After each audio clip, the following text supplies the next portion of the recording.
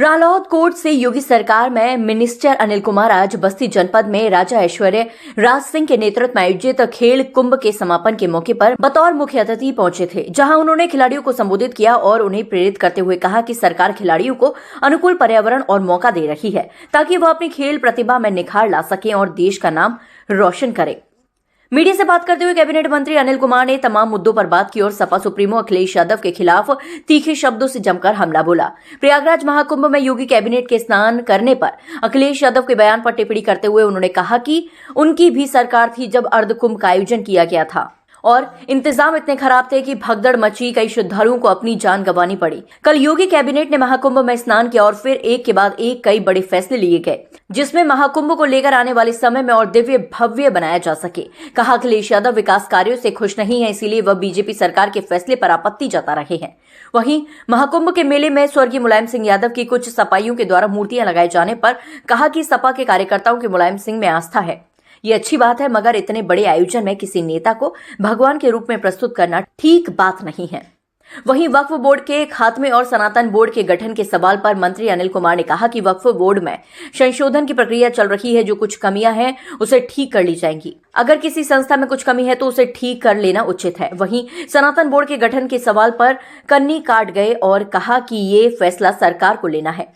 कहा कि जब कोई कानून बनता है तो उसमें बहुत सारे संशोधन होते हैं, इसीलिए वक्फ बोर्ड में भी बदलाव किए जाना उचित है।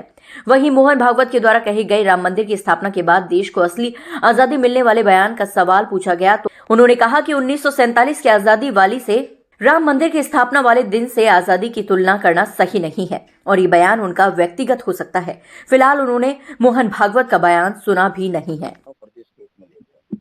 व्यक्तिगत हित किसी का नहीं है उसमें, और कुछ निर्णय प्रयागराज के हित में हुए हैं।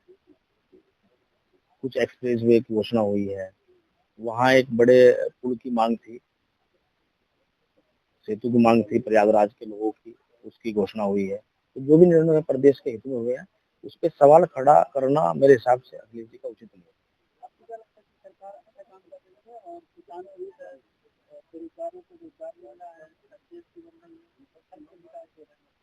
देख सकते हो आप इस बात को देख सकते हो, जब एनडीए की सरकार 2014 में गठित हुई आदरणीय नरेंद्र मोदी के नेतृत्व में केंद्र में, सर उसके बाद 2017 में भारतीय जनता पार्टी की एनडीए की सरकार आई उत्तर प्रदेश में, और आप देख लो हर चीज में, हर प्लेटफॉर्म पे, हर क्षेत्र में काम हो रहा है। राजनीति में या कोई सरकार हो, वो जब काम करती है तो सभी क्षेत्रों में सभी समाज के लिए काम करती है। सबसे बड़ी बात होती है कि सरकार में कि किस हर समाज के लोगों को सामाजिक रूप से, राजनीतिक रूप से भागीदारी मिल रही नहीं मिल रही, बड़ी बात होती है। ये सब काम हो रहे हैं। देखो सड़कों का काम कोई भी सरकार आएगी वो करेगी, उसकी जिम्मेदारी है। सरकार एक जो फंड होता है सरकार का, उसके कस्टोडियन के रूप में काम करती है। लेकिन विशेष बात ये होती है कि हम किस उस जिम्मेदारी को किस प्रकार निभा रहे हैं। तो आदरणीय योगी जी और प्रधानमंत्री जी अनेकों जितने भी नेशनल हाईवे काम हो रहे हैं, एक्सप्रेस वे काम उत्तर प्रदेश में हो रहे हैं, सब इतने इस सरकार में किसी सरकार में पहले हुई ना। एक एक्सप्रेस वे खाली अखिलेश जी की सरकार में लखनऊ एक्सप्रेस वे जो बना था वो वही बना है, इसके अलावा तो कोई नहीं बना। इसके अलावा जितने बड़े सारे इसी सरकार बने हैं। कल भी 2 एक्सप्रेस वे घोषणा हुई है।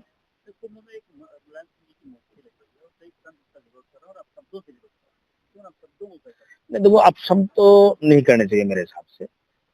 और देखो क्योंकि देखो मुलायम सिंह जी ने भी जब वो सार्वजनिक जीवन में थे, उन्होंने भी प्रदेश क्षेत्र में बहुत सारे काम किए हैं। कोई भी नेता जब मुख्यमंत्री बनता है, चाहे वो किसी पार्टी का हो, ऐसा नहीं होता, वो भी कुछ ना कुछ कार्य करता है, प्रदेश हित में ही करता है। और हम उन्हें किस रूप में लेते हैं वो अलग चीज है। मैं ये नहीं, इस विषय में मैं ये नहीं कहता कि भाई किसी को गलत शब्द इस्तेमाल करने चाहिए, लेकिन कुछ मुझे लगता है कुछ समाजवादी पार्टी के लोग ही हो सकते हैं जो वहाँ इस तरह की मूर्ति वहाँ पे लग गई, लेकिन मुलायम सिंह के लड़के अखिलेश यादव वहाँ पे नहीं आए। तो क्या ये राजनीतिक स्टंट? मुझे लगता है समाजवादी पार्टी का स्टंट है। मैं समाजवादी पार्टी कार्यकर्ता भी कहूंगा, उन्हें इस तरह की शायद ये इस तरह का कर्तव्य नहीं करना चाहिए। अगर वो नेता मुलायम सिंह यादव जी को मानते हैं तो उनका सम्मान करने के लिए उनको इस तरह की मूर्तियां कहीं स्थापित मेरे हिसाब से नहीं करनी चाहिए। पूरे देश विदेश से लोग आ रहे हैं, लेकिन अखिलेश यादव कुंभ में नहीं जा रहे, क्या लगता है? जाना चाहिए, सभी को इन्विटेशन है, सब लोग आए, कुंभ सबका है, उसमें कोई जातीय भेदभाव थोड़ा है, कोई राजनीतिक भेदभाव थोड़ा ही है। अखिलेश जी भी आए, सब लोग आए, किसको मना है, सब लोग आए।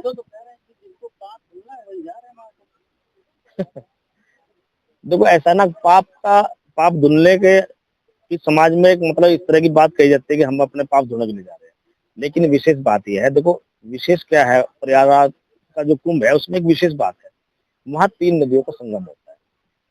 कुंभ देश में 4 जगह होता है, हरिद्वार में होता है, लेकिन यहाँ विशेष यह है कि वहाँ 3 नदियों का संगम होता है, उसमें लोगों की आस्था है, वहाँ लाखों करोड़ों लोग जा रहे हैं अपनी मन्नतों को लेकर, अपनी आस्थाओं को लेकर, अपनी प्रार्थना लेकर जा रहे हैं सब लोग। सबकी गंगा मैया प्रार्थना पूरी करे।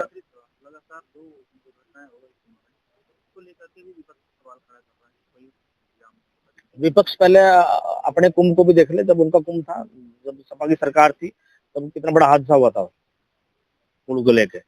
अब छोटी सी घटना हुई वहां, लेकिन विपक्ष पे सवाल खड़ा कर रहा है। विपक्ष इस बात की सराहना तो कर नहीं रहा कि उसको कंट्रोल सरकार ने कितने कम समय में किया।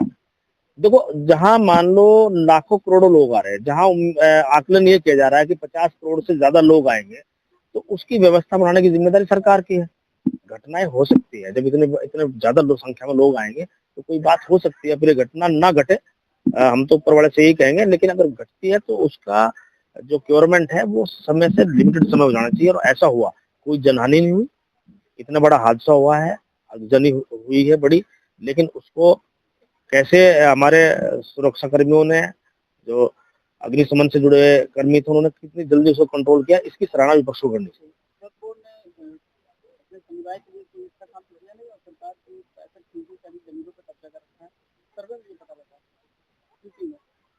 देखो वक्फ बोर्ड भी एक अपनी अलग संस्था है, मतलब उसमें कुछ बातें सामने ये आ रही है कि कहीं ना कहीं कुछ गलत तरीके से उसका गलत इस्तेमाल किया गया है।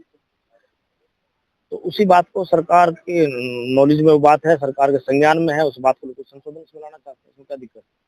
संशोधन से सुधार आ जाएगा निश्चित रूप से। देखो ये मतलब जो है ना, व्यवहारिक रूप से जब कोई कानून बनता है ना, वो जो जब जमीन पे उतरता है तो बहुत सारे संशोधन उस कानून में होते रहते हैं। व्यवहारिक रूप से जो जमीन पे उतरता है, जैसे जीएसटी लागू हुई, क्या जीएसटी लागू होने के बाद संशोधन नहीं हुआ क्या? जब वो जमीन पे उतर व्यवहारिक रूप से बहुत सारे संशोधन हो रहे हैं, उसमें संशोधन तो हो रहा है, उसमें कोई खत्म थोड़े कर रहा है। अभी गोरखपुर में नक्षत्रशाला वहाँ पुरानी बनी हुई थी, उसका जीर्णोद्धार जो है नए तरीके से, नए टेक्निक तरीके से किया गया है। साइंस पार्क भी वहाँ बन रहा है।